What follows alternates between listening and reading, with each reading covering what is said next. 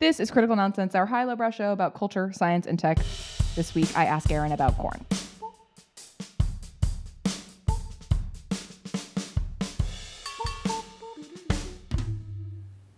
Woo! Do, do, do, do, do. This is what an Aaron sounds like. He is a stranger with candy, for those who love the deep cut.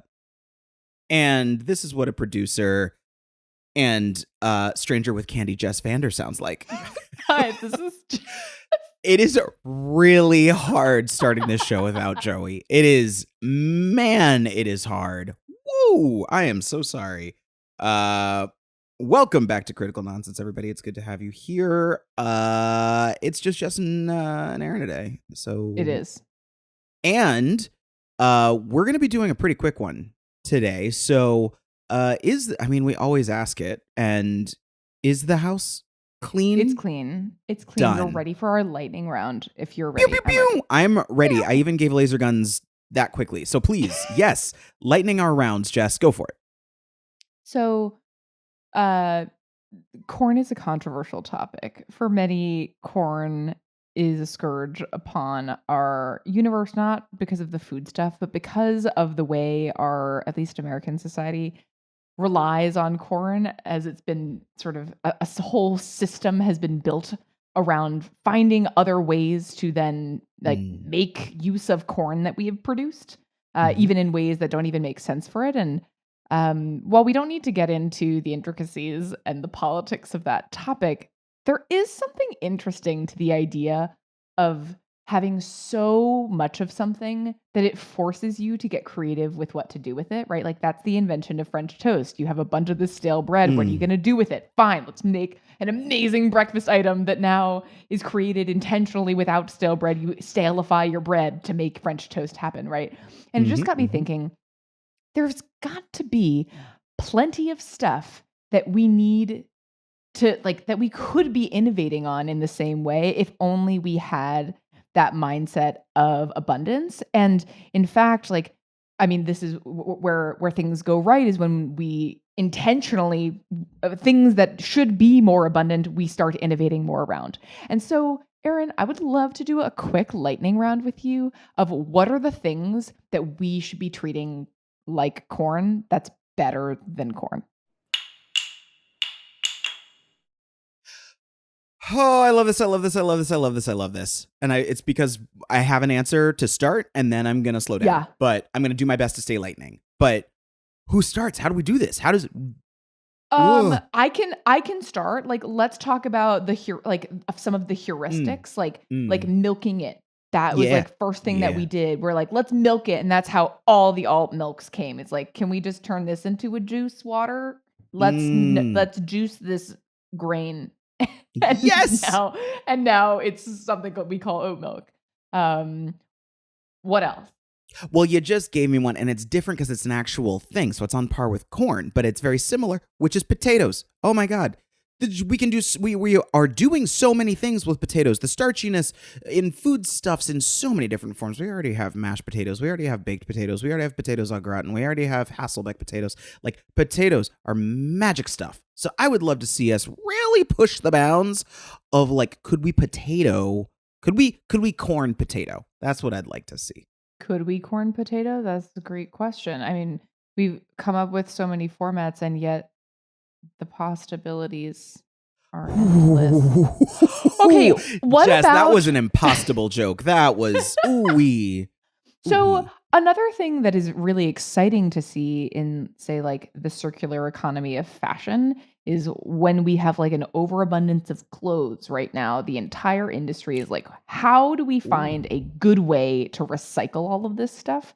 And what's funny is a lot of it seemingly is coming back into the same industry. Like, let's make more clothes out of clothes. But I do wonder, and again, I am certain there are so many different things that can be done with this. Like, what else are we thinking about? The wrong application? Are we thinking too narrowly? Like, what if instead of eating corn like corn, we ate it with a different thing, or we didn't even eat it at all? That's how ethanol was produced, right? Like, not to say let's not burn clothes, but but what else?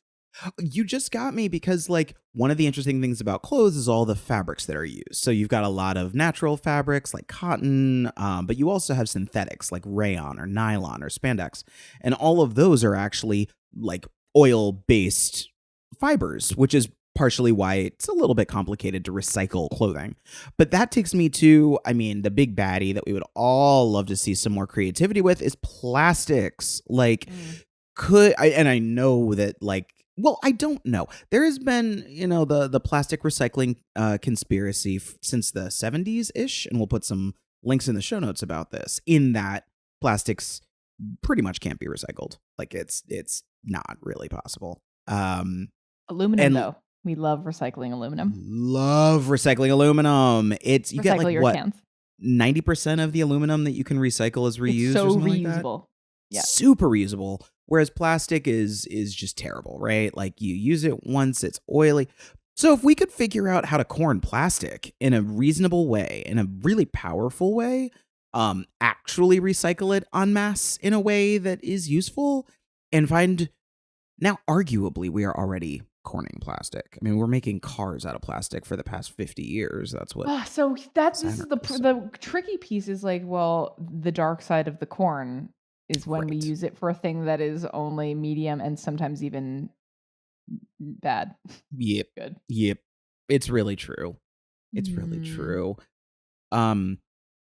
Oh, actually another one that that just came to mind. Concrete. Yeah. So, like, not a very it's a very, from what I understand, it is super cheap but super resource intensive to make and maintain, and there are many other materials that could be like lining roads and whatnot that are more sustainable, more useful. So I would love to see us start to, like, of course, stop the production of as much concrete and, like, maybe find other ways to concrete. And it's Yeah. getting creative, but other than just like buildings and roads, where else might we need such unique stability? Okay. Love it. And now for something totally different. Take us away. We've talked about how when you go to the grocery store and you go to the produce section, nearly everything is like a spin-off of the same show. Like, all Yes. green vegetables are basically the same green vegetable. And I understand a lot of that is due to the way growing and supply chain works. Mm-hmm. But I also think that there is truth behind novelty being exciting to people. That's like, if you can package cottage cheese in a new way, then all of a sudden everyone's having cottage cheese. Like, what aren't we doing to get people to eat more fruits and veggies? Oh my goodness. This is a journey that I'm on right now personally anyway. But as a quick interjection, I was last month years old when I realized that green peppers, orange peppers, and red peppers are all the same pepper. It's I just know. different ages of pepper. It blew my mind. It is mind blowing, and I had the same process a few years ago when I became wizened to this truth. Yes. I even have like an idea about it, which is, Mm-hmm. how some fruits are pre-cut. Mm-hmm. Like, you can just get the thing cut, and of course that reduces their shelf life, but it also may increase your interest and ability to consume it. Um, it gets me thinking specifically about what we could do to reduce the effort of the more effortful fruits. For Yes. instance, the most indulgent way to consume a citrus is to have it in supremmed format. Yes. Where Yes. for those who don't know, where you've basically like sliced out all of just the juicy wedges and the pith and the remnant you cut away. It's extremely labor intensive, but it is the most exciting version of those fruits. It is so good. I just can't imagine why people wouldn't want to eat more citrus if it were cut that way. Right. And that's why things like cut pineapple that's already been cubed, that's an amazing Mhm. idea, because having those spiny guys in there is the worst. But also then some other things I'm like, I don't know, this is not that hard. Like, why don't we do the hardest ones? Because that maybe would get people consuming more, except for it would cost someone labor to do it. But, we're dreaming here. Yeah. We're dreaming. And also, like, I love food innovation. Like, that's why potatoes came to mind first, because one of my favorite projects was basically that. How can you corn a potato? So cool. And then when it comes to this, I go to, like, Mr. Wonderful, whose politics are quite odious if you're a Shark Tank fan. You know, Pomegranates. That's the whole reason that the Wonderful Company could Yeah. start, is because pomegranates suck to open up, but it's actually Yep. really easy. As long as you get rid of the pith and you have those little pearls, it's delicious.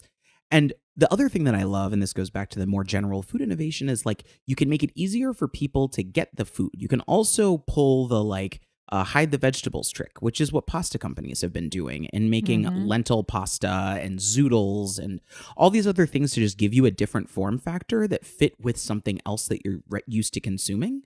Mhm. And I think that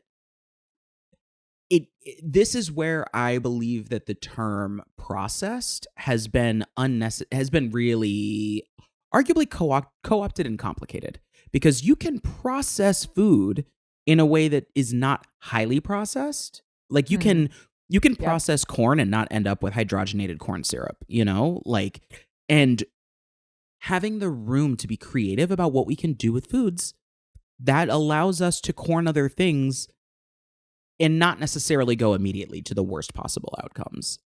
Yep. So true. Did we do it? Did we lightning round I corn? don't know. I just like I am sure there is a more in-depth and more educated version of this that I could Mm-hmm. contribute with more time, but I just love the idea of I don't know, just like why stop now? Like what if we just Yeah. kept going on things just with the spirit of I think there's more here. I think there's more we can do.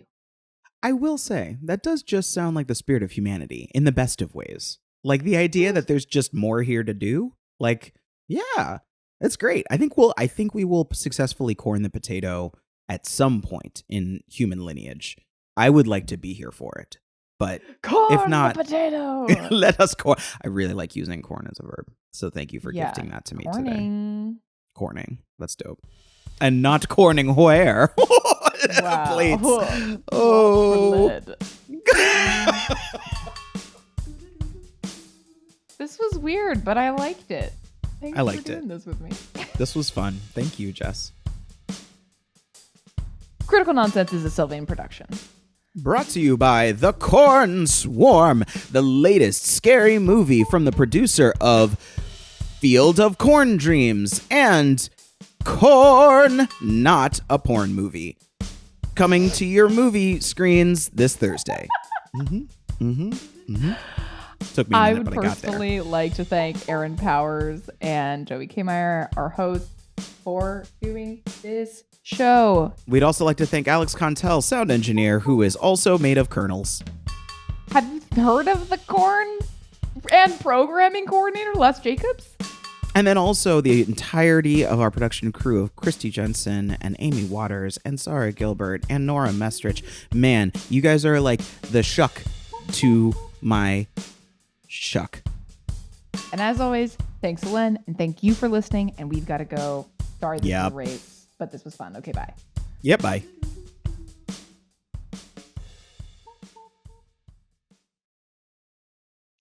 Oh. Do I have to start it? Yep. Oh God. Do. This is what an